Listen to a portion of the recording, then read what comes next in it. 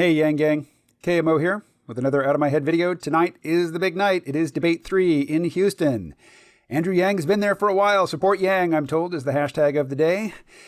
And, well, this morning I was listening to NPR, as I do most mornings.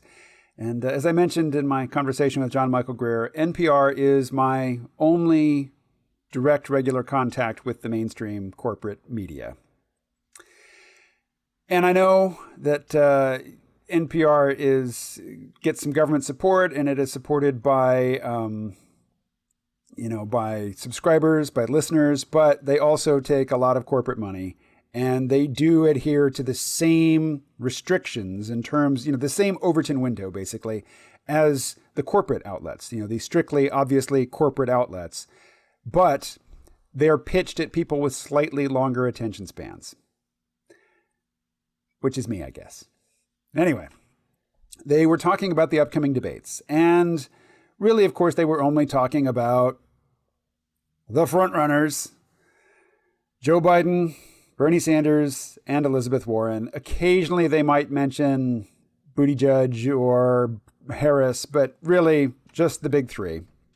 But I did hear Andrew Yang's name repeated, because, when they would list the full 10 candidates who would be on stage, and it was always the same recording, Andrew Yang's name was last, and there seemed to be extra emphasis on crisp, clear enunciation, as if to say to the other mainstream news outlets, at least we know the guy's name. It's not John Yang or Steve Yang or Greg Yang or, some random Anglo first name dude's name attached to Yang. We know who the guy is. His name's Andrew Yang. Okay. Dialing up the positivity, dialing down the irritation.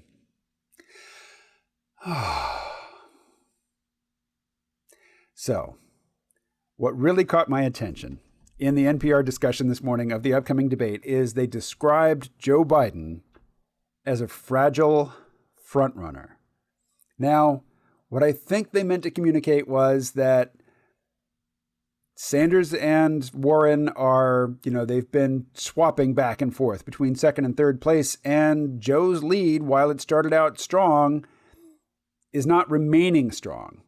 He's falling, and he is the gaffe master. Everybody understands that when he starts talking and he engages that emotional intensity, the facts all kind of blur together. It all gets kind of fuzzy, and there's just no guaranteeing what's going to come out of Joe's mouth. And I think it's also a recognition that there's more than a year to go in this campaign.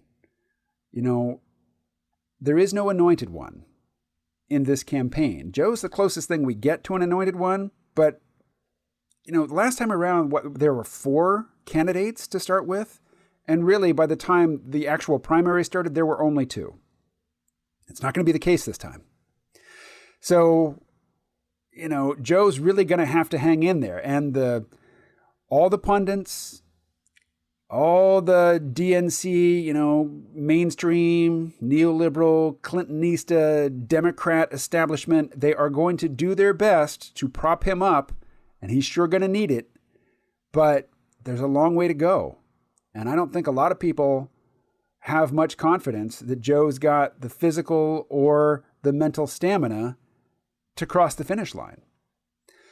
So what's Joe got going for him? He's got 3 things.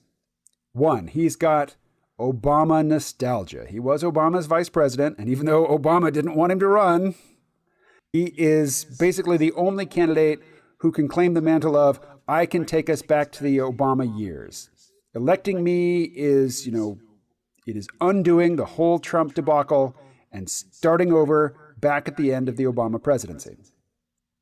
It's not true, but, it's a selling point. 2, and this is huge. I mean, if I were ranking them in importance, this would probably be number 1. Name recognition. People who don't care about politics, people who don't follow politics, they recognize his name. If you are a voter and you're looking at a ballot and you only recognize one name of all the choices, that's the name you're going to pick. So, people have heard of him. He's been around forever. People have heard of him. That's huge.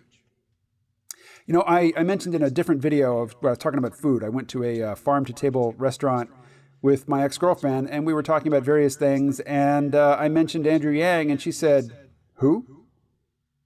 And, she's not some Vermont woodchuck nail banger. She's from New York City. She's college educated. She's not politically clueless, but she'd never heard of Andrew Yang. So we got a big hill to climb in terms of just introducing the name. And then there's another big hill to climb, which is just getting a significant fraction of the American population to know that UBI stands for Universal Basic Income, that it means giving people money every month. So that, as Andrew Yang says, it's still a capitalist system, but income doesn't start at zero. Joe Biden's 3 strengths: name recognition, Obama nostalgia, and again, this is huge, he looks good. He looks good not only for his age. The average male life expectancy in the United States is 76 years. Joe Biden is 76 years old. Statistically, he should die this year. But, averages, they don't predict individual lifespans. And he's been well taken care of. He's not overweight. I haven't heard anything in particular about, health vulnerabilities that he's struggling with. Clearly, he's got some cognitive issues that he's struggling with, but I don't think they're particularly pronounced for a 76-year-old man. So not only does he look good for his age, he just looks good. He looks appropriately Botoxed and facelifted for TV. And he's charismatic. He's a good speaker. When he gets that emotional intensity into his voice, he gets into his prophet mode, his hortatory mode. Sounds like he's scolding the audience. Until something absolutely ridiculous comes out of his mouth, it works. And for people who don't know the facts, the fact that he is scrambling the facts is irrelevant. So he's got stuff going for him. But still, I think even the mainstream news punditry is coming to realize that his position as the frontrunner is tenuous, and it could fall apart at any moment when he has the sort of blunder, when he commits the sort of blunder on camera, on stage, that even the vast support system that he enjoys in the corporate news punditry, they can't whitewash it. They can't overlook it. They realize it's nearly inevitable. So who's our backup? Who is our, acceptable to the establishment candidate? It looks like it's Elizabeth Warren.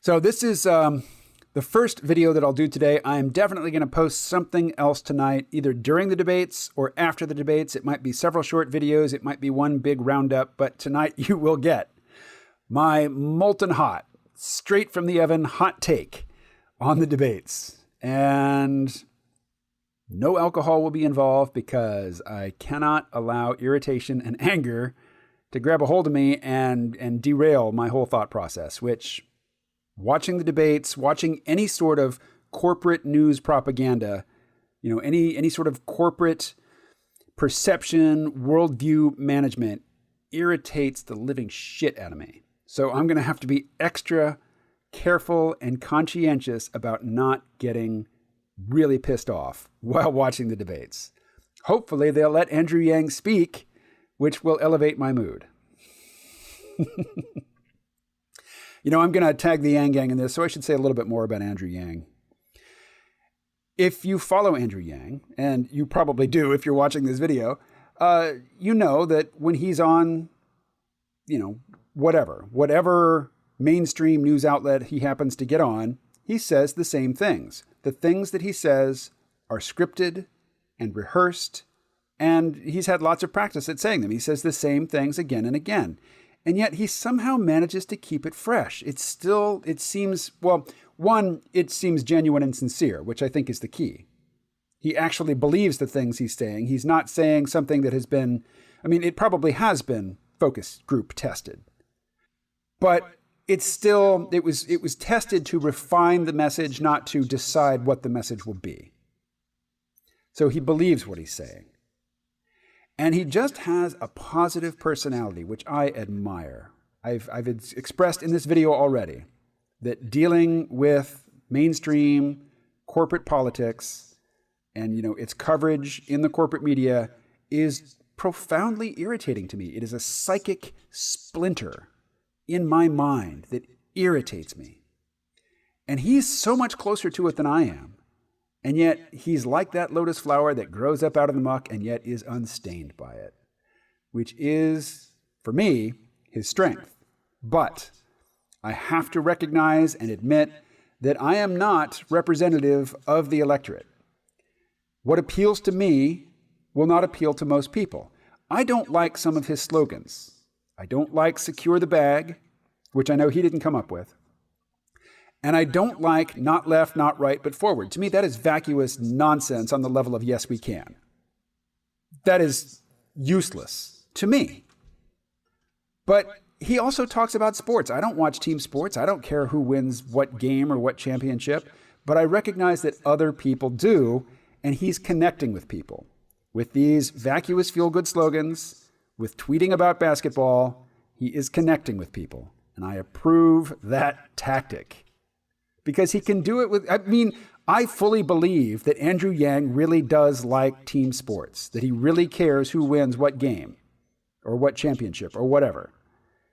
I don't think that I don't think that's gonna get me a beer tactic. I think that is a point of contact with the mainstream mentality that is genuine and that he should emphasize. So I like that. And for all of you people who are pissed at me now because you love sports,